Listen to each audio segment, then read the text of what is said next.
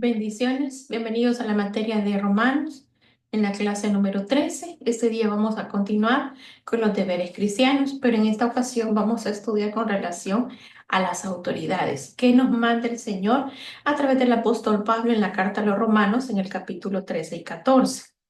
Para ello voy a compartirles el material que ya tienen ustedes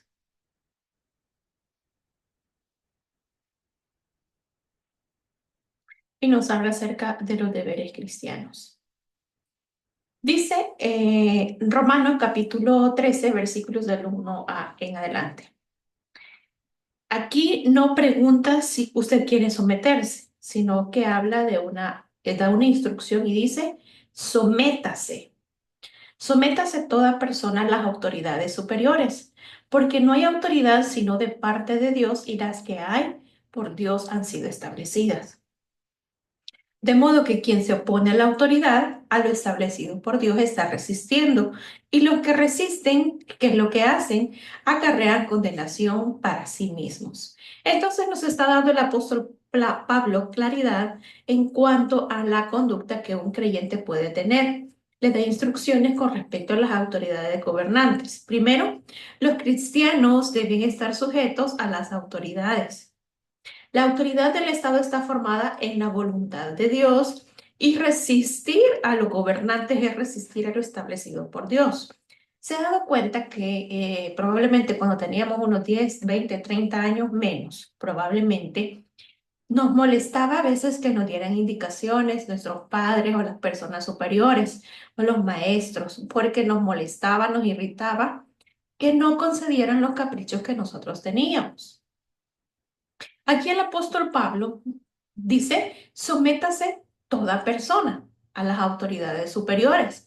Y esas autoridades superiores pueden ser no solamente los gobernantes, también pueden ser nuestros padres, nuestros líderes inmediatos, nuestros pastores, la cobertura y todas esas personas que de alguna manera tienen cierta influencia o tienen un liderazgo sobre nosotros. Entonces, ¿qué nos pregunta? ¿Les es agradable el líder que tiene? ¿Les es agradable las personas que tiene? Y he podido ver a lo largo de mis 25, 30 años en el Evangelio que a nuestra iglesia vienen personas, de repente se pelean con el líder, se retiran, de repente aparecen, después vuelven a desaparecer y están así de una forma fluctuante. ¿Por qué digo esto? Porque durante ese tiempo he visto desfilar una cantidad exagerada de personas que no se someten a sus autoridades. Pregunto yo, cuando nosotros nos sometemos, porque podemos decir, yo no me voy a dejar de nadie, conmigo no van a hacer lo que quieran. Cuando yo tomo esa actitud, lo que estoy diciendo es, Señor, no me parece la autoridad que tú me has puesto. Conste que no estoy diciendo que todo lo vamos a callar y todo lo vamos a otorgar. De una forma muy práctica, muy madura, nosotros podemos hacer ver los derechos o los beneficios que se puedan estar quebrantando. Pero, sin embargo, eso no nos va a llevar a nosotros a actuar de una forma inmadura, molestándonos, irritándonos, abandonando ministerios o abandonando cargos que se nos han encomendado. Porque hay ocasiones en las cuales nosotros podemos oponernos. Pero dice la misma escritura cuál es la acción. De modo que quien se opone a la autoridad, a lo establecido por Dios, resiste.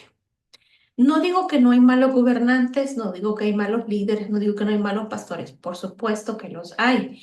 Nuestra mirada no debe permanecer en las personas, nuestra mirada debe permanecer en el Señor. Si nosotros advertimos, si las cosas no se arreglan, nosotros debemos pedirle dirección al Señor, pero nunca nos vayamos de un lugar solo porque no están de acuerdo o no estoy de acuerdo su forma de actuar y no cambian conforme a yo quiero que hagan las cosas.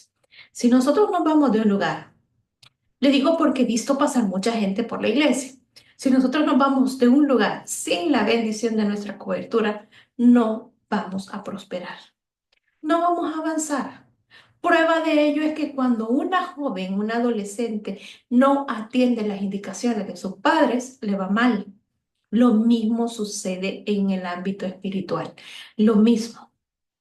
Y con mucha más razón porque ya tenemos conocimiento de las cosas que estamos haciendo nosotros. Los cristianos deben reconocer sus funciones porque los magistrados no están para infundir temor al que hace bien, sino al malo. ¿Quieres pues no temer la autoridad? Haz lo bueno y tendrás alabanza de ella, porque es servidor de Dios para tu bien, pero si haces lo malo, teme, porque no en vano lleva la espada, pues es servidor de Dios, vengador para castigar al que hace lo malo. Versículo 5. Por lo cual es necesario estarles sujeto, no solamente por razón del castigo, sino también por causa de la conciencia. Estaba diciendo el apóstol Pablo, a lo mejor yo puedo ganar el pleito, pero es necesario que yo esté sujeta a esa persona, no por el castigo que pueda tener, sino también por causa de la conciencia.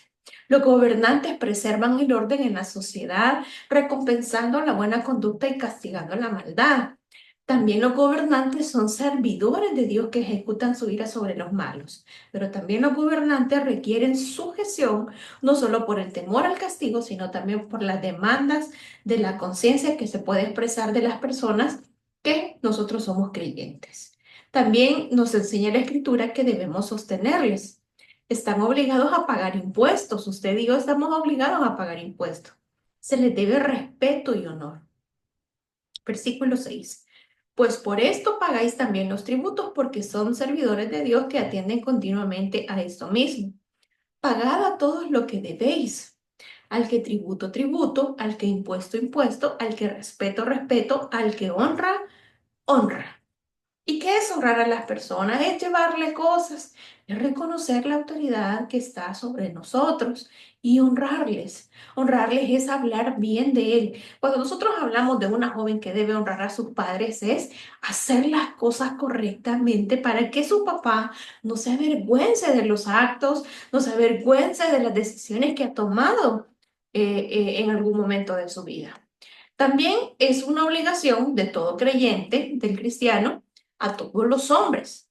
No debáis a nadie nada, sino el amaros unos a otros, porque el que ama al prójimo ha cumplido la ley.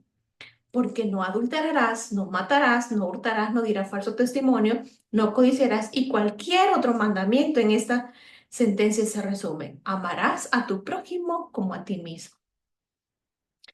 El versículo 10 dice, el amor no hace mal al prójimo, así que el cumplimiento de la ley es el amor. El amor es el cumplimiento de la ley, tal como lo decimos. El amor es la única deuda que el creyente nunca puede pagar del todo. Creo que hay cosas que nosotros podemos reconocerlas, podemos pagar, pero el hecho de que una persona invierta tiempo en nosotros, piense en nosotros, busque el beneficio o el bienestar de nosotros, eso jamás lo podremos nosotros pagar. Todos los mandamientos se resumen en una sentencia. Y esto es, cualquier otro mandamiento en esa sentencia se resume. Amarás a tu prójimo, a tu próximo, a la persona que está cerca, como a ti mismo. ¿Queremos el mal para la persona que tenemos cerca? No. Deseamos lo mejor y debemos buscar agradar a Dios en todo lo que nosotros hagamos. Versículo 11. Y esto conociendo el tiempo, que es ya hora de levantarnos del sueño, porque ahora está más cerca de nosotros nuestra salvación que cuando creíamos. La noche está avanzada y se acerca el día. Desechemos pues las obras de las tinieblas y vistámonos las armas de la luz. Andemos como de día, honestamente, no en glotonerías y borracheras, no en lujurias y lascivias, no en contiendas y envidias, sino vestidos del Señor Jesucristo y no proveáis para los deseos de la carne. Es importante y esto tiene que ser radical en nosotros. Para esos vicios, el remedio radical para ese deseo de la carne es revestirse de Cristo. ¿Será acaso que Dios se agrada de mi comportamiento, de mi conducta? También nos dice el versículo 13, andemos como de día, que nuestras obras no nos avergüencen como que las hiciéramos en tinieblas. Después de exhortar a los romanos a actuar rectamente como a la luz del día, Pablo enumera acciones específicas que hay que evitar. Andemos como de día honestamente, no en glotonerías y borracheras, no en lujurias y lascivias. ¿Las lujurias son públicas? No. Pero nos dice Romanos capítulo 13, versículo 13, andemos como de día, no en estas cosas. no en contiendas y envidias. La envidia a veces no se expresa, pero nosotros llegamos y ay, ay, no sé por qué esta hermana anda con ese vestido tan caro y ni para comer tiene. ¿Y qué nos interesa a nosotros? No sabemos si alguien se lo regaló. Luego, versículo 11 dice, la naturaleza del siglo presente de oscuridad ya está avanzado y los creyentes deben despertar del sueño. A la indiferencia del pecado debe sustituírsele la vigilancia y Pablo está pensando en la culminación de nuestra salvación al regresar a Cristo y declara que el día glorioso de Dios está cercano. Es hora de vestirnos de las armas de luz. Andemos como de día, vistámonos de las armas de luz. Luego el capítulo 14 nos habla acerca de las dificultades en la iglesia de Roma por ciertas diferencias en creencias religiosas. Cuando los cristianos gentiles rehusaban participar a sus convicciones con respecto a las leyes alimenticias y observación del sábado, los creyentes judíos los criticaban. A su vez, los gentiles menospreciaban a sus hermanos judíos por su legalismo persistente. Lo dice en el versículo 1, recibid al débil en la fe. ¿Cuál es el débil en la fe? Aquel que todas las cosas le pueden ser tropiezos, pero no para contender sobre opiniones, porque uno cree que se ha de comer de todo, otro, que es débil, come legumbres. El que come no menosprecia al que no come, y el que no come no juzga al que come porque Dios le ha recibido. Un ejemplo. Usted que está detrás de este dispositivo, a lo mejor para usted no es malo ir al cine, pero ¿qué nos está hablando la escritura? Que no tengo que andar publicando, porque hay gente que eso le es tropiezo. Por eso yo debo recibir al débil en la fe. Hermano, yo creí que era cristiana, yo creí que era cristiano y mira dónde se anda metiendo. Cada uno de nosotros tiene algo que se llama Espíritu Santo que nos redarguye de pecado, de justicia y de juicio. Si su corazón no se lo reprende, mayor es Dios, porque vamos a hacernos sentir mal, pero también hay cosas que nosotros no podemos publicar. Tú, ¿quién eres que juzgas al criado ajeno? Para su propio Señor está en pie o cae, pero estará firme porque poderoso es el Señor para hacerle estar firme. Uno hace diferencia entre día y día, otro juzga iguales todos los días. Cada uno está en plenamente convencido en su propia mente. Luego nos habla el versículo 6. El que hace caso del día, lo hace para el Señor, y el que no hace caso del día, para el Señor no lo hace. El que come, para el Señor come, porque da gracias a Dios, y el que no come, para el Señor no come, y da gracias a Dios. Porque ninguno de nosotros vive para sí y ninguno muere para sí. Pues si vivimos, para el Señor vivimos, y si morimos, para el Señor morimos. Así pues, sea que vivamos o que muramos, del Señor somos. Porque Cristo para esto murió y resucitó y volvió a vivir, para ser Señor así de los muertos como de los que viven. Pero tú, ¿por qué juzgas a tu hermano? O tú también, ¿por qué menosprecias a tu hermano? Porque todos compareceremos ante el tribunal de Cristo. Porque escrito está, vivo yo, dice el Señor, que ante mí se doblará toda rodilla y toda lengua confesará a Dios. De tal manera que cada uno de nosotros dará a Dios cuenta de sí. Entonces se da cuenta que no es necesario que nos andemos preocupando porque el hermano no cumple tal mandamiento. Cada uno de nosotros va a dar cuenta de sí mismo. Cada uno de nosotros se va a presentar delante de Dios, en el cual va a premiar las obras que haya realizado en esta tierra. Por lo tanto, no tenemos derecho de juzgar. El derecho de juzgar le pertenece solamente a Dios, no al hombre. Dios ha acogido tanto a los creyentes judíos como a los gentiles. Cada uno debe actuar de a la luz de sus propias convicciones. Usted no puede cambiarle la forma de pensar a nadie, por lo tanto debemos dejar que la gente actúe de acuerdo a las convicciones que tiene. Cada uno rendirá cuenta de sí mismo ante el tribunal de Dios. Luego nos dice el versículo 14, yo sé y confío en el Señor Jesús que nada es inmundo en sí mismo, mas para el que piensa que algo es inmundo, para él lo es. Pero si por causa de la comida tu hermano es contristado ya no andas conforme al amor. No hagas por la comida tuya, se pierda aquel que por quien Cristo murió. No sea pues vituperado vuestro bien, porque el reino de Dios no es comida ni bebida, sino justicia, paz y gozo en el Espíritu Santo. Porque el que en esto sirve a Cristo, agrada a Dios y es aprobado por los hombres. Así que sigamos lo que contribuye a la paz y a la mutua edificación. No destruyas la obra de Dios por causa de la comida. Todas las cosas a la verdad son limpias, pero es malo que el hombre haga tropezar a otros con lo que come. Bueno es no comer carne, ni beber vino, ni nada en que tu hermano tropiece o se ofenda o se debilite. ¿Tienes tu fe? Tenla para contigo delante de Dios. Bienaventurado el que no se condena a sí mismo en lo que aprueba, pero el que duda sobre lo que come es condenado, porque todo lo que no se hace con fe y todo lo que no proviene de fe es pecado.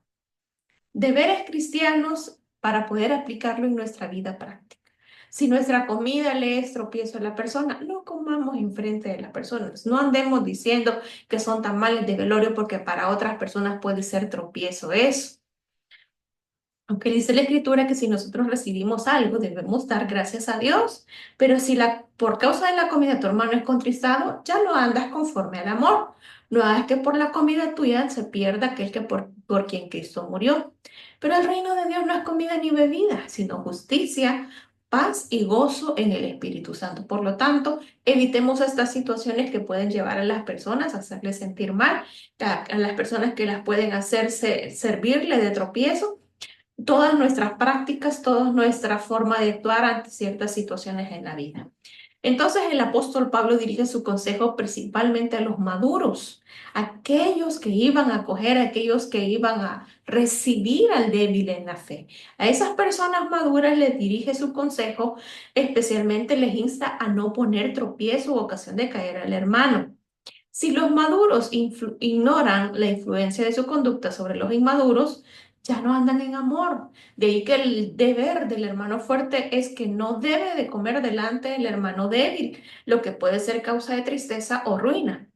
También el reino de Dios es una realidad presente. Como vida cristiana se define como rectitud de conducta, paz o armonía y gozo. Pablo apremia a los creyentes a que busquen lo que contribuye a la paz y edificación de los creyentes. Por causa de la comida no destruyamos la obra de Dios. Y tener fe es tener convicción, es tener la seguridad, la certeza, es decir, la seguridad de que la que creemos es justo. Y es de esta manera como finaliza la carta a los romanos en el capítulo 14, pero el que duda sobre lo que come es condenado, porque no lo hace con fe. Y todo lo que no proviene de fe, dice la Escritura, es pecado. Debemos nosotros actuar creyendo que Dios agrada de nuestra conducta, que Dios está avalando lo que nosotros hacemos, porque lo que proviene de duda, lo que proviene de incertidumbre, puede provenir de una vida de pecado, una vida pecaminosa. Gracias por haberme acompañado en la lectura de estos capítulos 13 y 14 de la Carta a los Romanos. Casi finalizamos el estudio de la Carta a los Romanos y es importante que nosotros aprendamos a poner estos deberes prácticos, estos deberes cristianos en nuestra vida diaria. Gracias por haberme acompañado y les espero la próxima semana. Que el Señor les bendiga.